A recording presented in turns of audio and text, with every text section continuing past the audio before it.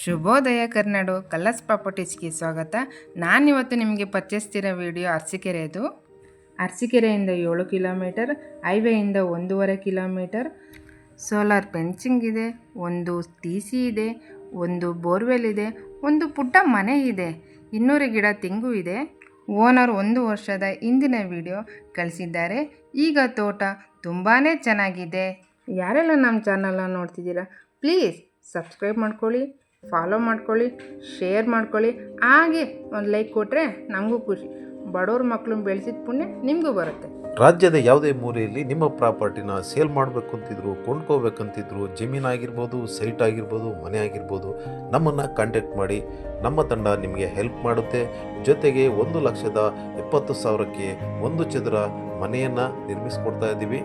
Interest ಇರೋರು contact ಮಾಡಿ.